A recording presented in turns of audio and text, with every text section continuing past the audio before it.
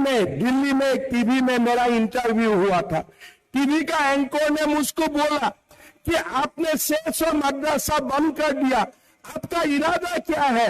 मैं बोला भैया मैं अभी 600 मदरसा बंद किया हूं, लेकिन मेरा इरादा है सारे मदरसा बंद कर देने का, वो मेरा इरादा है। बोला आप ऐसा क्यों बोल सकता है?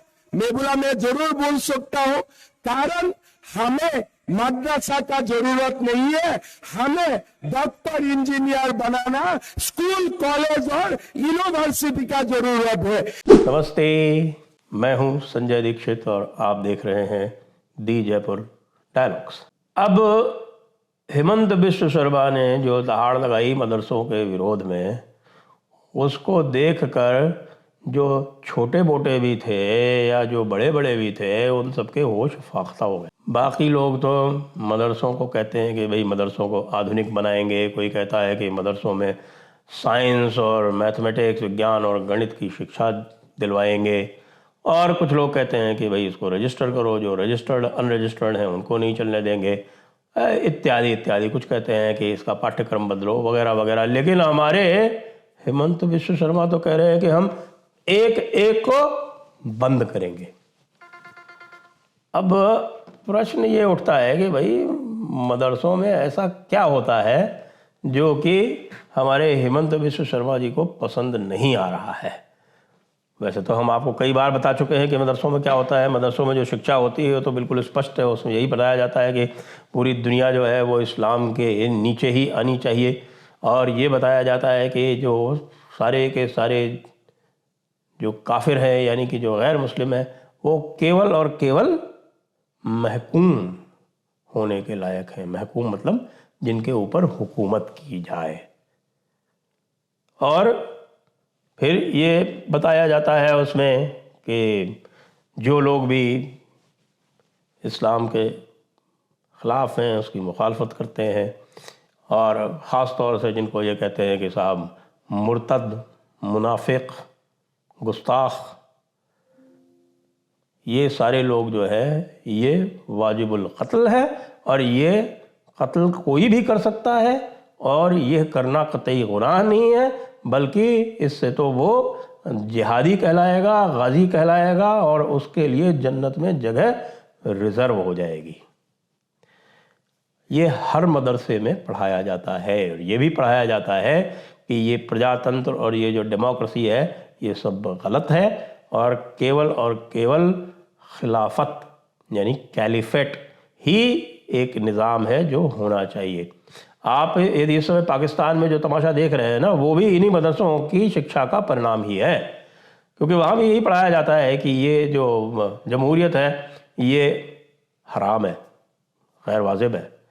तो इसलिए वो वहाँ की जो अधिसंख्य जनसंख्या है वो खड़ी हो जाती है, उठ खड़ी हो जाती है, और फिर इमरान खान जैसे जो डेमागॉग्स हैं, जो पॉपुलिस्ट हैं, वो इस तरह की बातें करते हैं तो उनके पीछे चली जाती है। इस सब की जड़ में मदरसा है। तो यदि मदरसा पूरी तरह से समाप्त कर दिया जाए तो मेरे विचार से तो यदि प्रजातंत्र में इस प्रकार की जो थिंकिंग है, इस प्रकार के जो इंडोक्ट्रिनेशन है वो हो रहा है, तो वो तो उचित नहीं है। लेकिन फिर हमारे आर्टिकल 25 का क्या होगा, जो कि रिलीजियस फ्रीडम देता है, वो धार्मिक स्वतंत्रता देता है, मजहब का अनुसरण करने की स्वतंत्रता देता है। फिर उसका क्या होगा? यही नहीं, जो राइट टू एजुकेशन एक्ट है उसमें भी जो उसका सेक्शन 1 है, जो पहला सेक्शन है, उसमें ही लिखा हुआ है कि यह एक्ट जो है ये मदरसों पर, माइनॉरिटी इंस्टीट्यूशंस पर और वैदिक पाठशालाओं पर लागू नहीं होगा। तो एक प्रकार से सरकार ने, यानी कि केंद्र सरकार ने, राइट टू एजुकेशन एक्ट केंद्र सरकार का एक्ट है, उसने यह पूरी स्वतंत्रता और छूट इनको दे रखी है। तब फिर हमारे हेमंत बिश्व शर्मा जी जो है वो कैसे सारे के सारे मदरसे बंद करेंगे, यह एक संवैधानिक प्रश्न निश्चित रूप से उठ खड़ा होगा। तो मैं बताता हूं आपको कि यह कैसे होगा, क्योंकि इस समय हमारे यहाँ एक फंडामेंटल राइट है, राइट टू एजुकेशन। और एजुकेशन को भी परिभाषित कर दिया गया है कि एजुकेशन का मतलब होता है एक पूर्ण एजुकेशन, यानी कि जिसमें जीवन में जो भी आवश्यक है वे सारे के सारे अवयव होने चाहिए। 8वीं तक का, वैसे भी आपको पता है कि 8वीं तक का जो एजुकेशन है, 8वीं तक की जो शिक्षा है वो कंपलसरी है। और इसको भी निश्चित करने का एक आदेश दिया हुआ है, एक अधिकार दिया हुआ है, जो हमारे प्रियंक कानूनगो जी की संस्था है, यानी कि national commission for protection of child rights, NCPCR। और ये जो NCPCR है, ये ही इसका पूरा रिसर्च करके, पूरा शोध करके ये डेटा सामने लेके आई है कि इस प्रकार के जो मदरसे हैं उसमें बच्चों के अधिकारों का, बच्चों के एक पूर्ण शिक्षा लेने के अधिकार का पूर्णतया हनन हो रहा है। यह अवश्य है कि आर्टिकल 25 में और आर्टिकल 28 में यह स्वतंत्रता है कि जो भी मज़हब है वो अपना रिलीजियस यानी मजहबी जो तामील है वो दे सकते हैं, लेकिन वो मजहबी तामील जो है वो दुनियावी तामील की कीमत पर नहीं हो सकती। यानी जो मॉडर्न एजुकेशन है, जो प्रिस्क्राइब्ड एजुकेशन है, जो 8वीं तक के लिए सिलेबस बना हुआ है, जिसमें math, science, Hindi languages, math, science, languages, जिसमें यदि आप नॉर्थ इंडिया में हैं तो हिंदी, अब साउथ इंडिया में है तो वहाँ की जो रीजनल लैंग्वेज है उसके साथ, और इंग्लिश इत्यादि, इन सब का पढ़ा जाना आवश्यक है। ये तो हो नहीं रहा। आपको किस्सा सुनाता हूँ।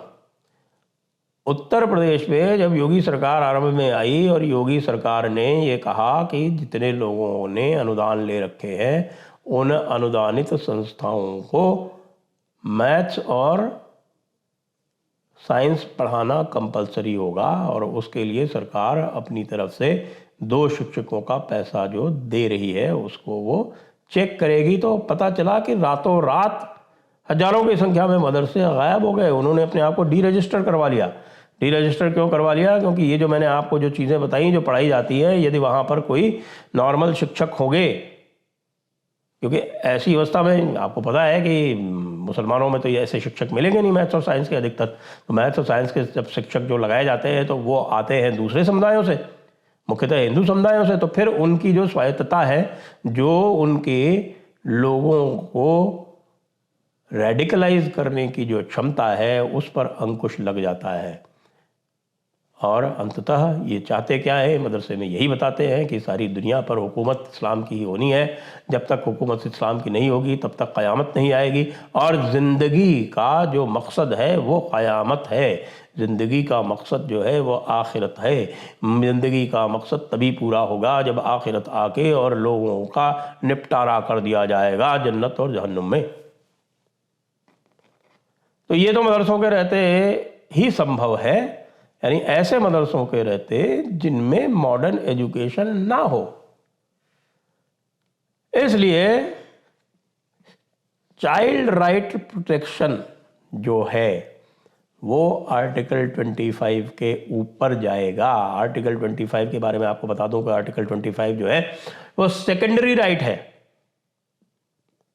वो है सेकेंडरी राइट किस हिसाब से कि उसमें आपको कंट्री की सॉवरेनिटी, इंटीग्रिटी, पब्लिक ऑर्डर और उसके अतिरिक्त हेल्थ, मोरालिटी और जो दूसरे फंडामेंटल राइट्स हैं उनके नीचे है, सब्जेक्ट टू है, उनके नीचे है आर्टिकल 25।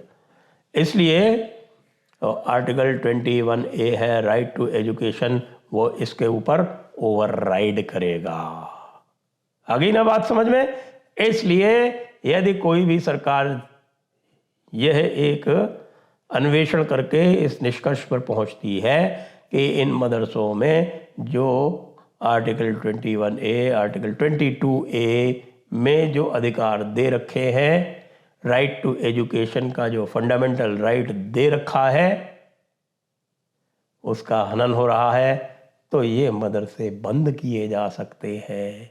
तो इसलिए हमारे भाई लोग जो सारे के सारे लिबरल लोग, हमारे ओवैसी के लोग, हमारे मदनी के लोग, हमारे देवबंदी, हमारे बरेलवी जो चीख चिल्लाहट कर रहे हैं, उनको ये बता दिया जाए कि right to education as a fundamental right will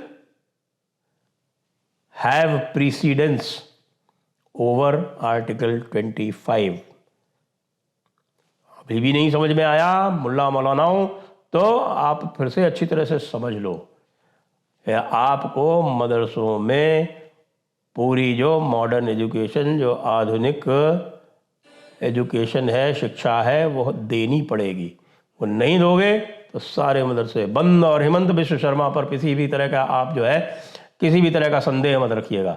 वो व्यक्ति ऐसा है जो अपने यहाँ का मुस्लिम मोर्चा समाप्त कर चुका है भारतीय जनता पार्टी का, तो उसके लिए मदरसे बंद करने की क्या, मदरसे बंद करने में उसे क्या समस्या है। जो व्यक्ति चाइल्ड मैरिज एक्ट को इतनी सख्ती से लागू करवा सकता है, हजारों लोगों को बंद कर दिया इस आरोप में कि उन्होंने पॉक्सो एक्ट का और चाइल्ड मैरिज एक्ट का उल्लंघन किया, तो उसके लिए ये तो कोई बड़ी बात है नहीं, क्योंकि ये तो यहाँ पर तो उसको संविधान पूरी तरह से सपोर्ट कर रहा है। तो इसलिए मदरसे वालों जागो, या तो जो शिक्षा का मूलभूत अधिकार है उसको पूरी तरह से लेटर और स्पिरिट में लागू करो, नहीं तो मदरसे बंद करो। जय हिंद, वंदे मातरम।